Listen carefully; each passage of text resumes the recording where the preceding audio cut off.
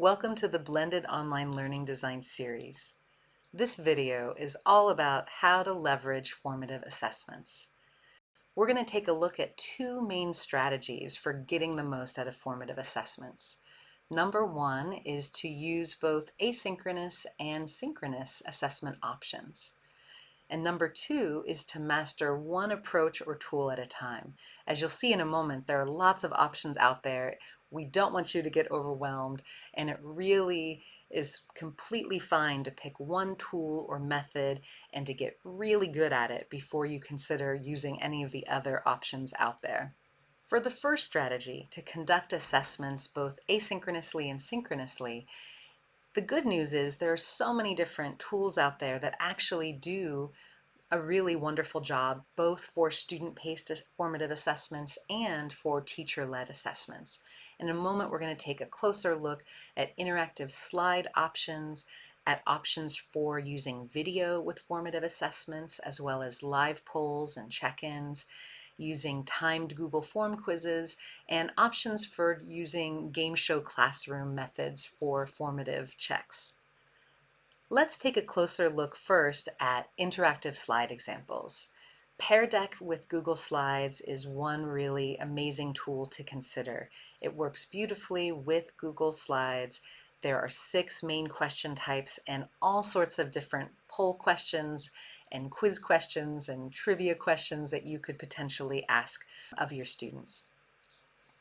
Another tool to consider is nearpod, which works very similarly to Pear Deck. It also integrates with Google Slides. And one thing to know is that nearpod has many more question types. So if you're looking for additional question types that you can't get with Pear Deck, nearpod is an amazing tool to consider. A third option to consider is Desmos. Now they have amazing options for math and science teachers. As you can see, their question types overlap some with Pear Deck and Nearpod, but then they also have questions that really are helpful for the math classrooms. And so this is another really great tool. One thing to know about all of these tools is that they can be used both synchronously and asynchronously. They all come with amazing libraries of activities and template questions that you can use and customize and adapt for your purposes. So any of these are worth looking at and taking a closer look at. So please do check quick links for more links and resources and tutorials to get started with one of these tools if you're interested in doing that. Let's switch gears and look at live polls and checks for understanding. Now, maybe the easiest way to do this, if you're using Zoom for your virtual class tool, is to just use Zoom, and you can do both multiple choice and multiple checkbox type questions built right into Zoom. Another really easy thing to do with Zoom, and probably with Google Meet as well, is just to ask a quick formative question and have students weigh in the chat box. So it could be, use one word to express a highlight from today's lesson for you, or on a scale of 1 to 5, 5 being too fast, 1 being too slow, and 3 being just right, how is the pacing going so far this week? And have students just chime in with a single number.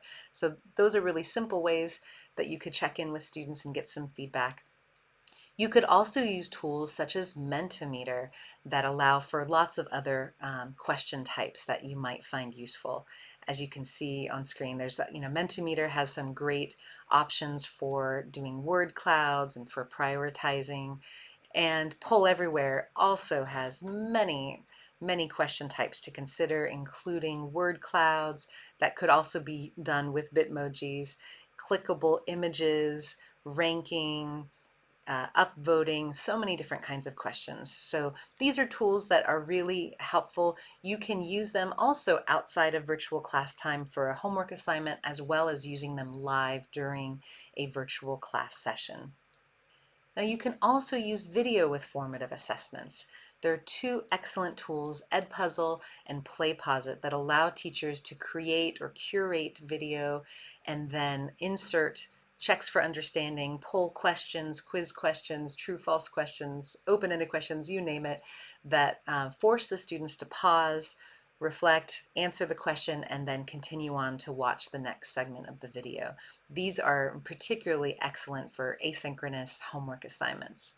It's also possible to embed a video into a quiz or a poll. Let's say you're using Google Forms for a survey or for a quiz. You can insert a video and instruct students to watch the video and then answer some related questions that follow. So lots of options to consider with videos with formative assessment. Now, speaking of Google Forms, of course, you can use these for all sorts of different purposes. They work well for surveys, they work well for self-evaluations if you want to have students weigh in on how they're doing thus far in your classes. And you can use a Forms add-on called Form Limiter that allows you to turn a Google quiz into a timed formative assessment. Now let's shift one more time and let's look at some gamified practice or game show classroom options. These are four of my favorites: Kahoot, Quizzes, Quizlet Live, and Gimkit. Each of them has different pros and cons to consider, which is why I've put together a game show classroom comparison for you that you can access via quick links and take a closer look at. But the thing to know about all of these tools is that they all offer similar benefits. They give your students an opportunity to playfully study before a test. They're fun, they're engaging. They also give students feedback in the moment. They also can help reduce student stress. So, by using these as a low stakes formative assessment, students have fun, they reduce their stress, and everyone's, I think, a little bit happier. Now for the second strategy, which is to try one approach or tool at a time. As you can see, in this video, we have lots of ideas and recommendations for different tools and practices you might consider for formative assessment. You really should pick one that really resonates with you right now to dive deeper into and get really familiar with. And then once you're incredibly comfortable and practiced with that tool or approach, that's a good moment to then think about how you can slowly expand your repertoire for formative assessments. I will say, of the options I've mentioned thus far, that live polls and Google Forms are maybe the easiest. Working with interactive slides and gamified practice is more of a medium level of difficulty. And then using video assessment tools such as Edpuzzle or PlayPosit, as well as adding in that form limiter to a Google form quiz, might be slightly more difficult for you to master. But none of these are too difficult for any of you. So I will say one other bonus tip that I want to throw in there is that you can partner with your students on any of these tools. You'll likely find that students already love gamified practice tools like Kahoot and Quizzes.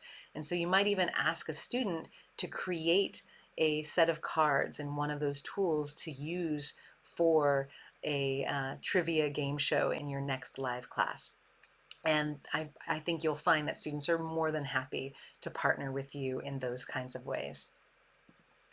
I have one other bonus for you from Edutopia. It's a great document all about 53 ways to check for understanding, and it's well worth taking a look at if you're looking for fresh ideas.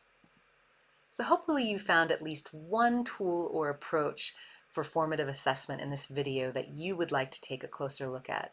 And I'd like to remind you we've assembled all sorts of resources and examples and tutorials for you in our quick links for formative assessments. So please do check it out.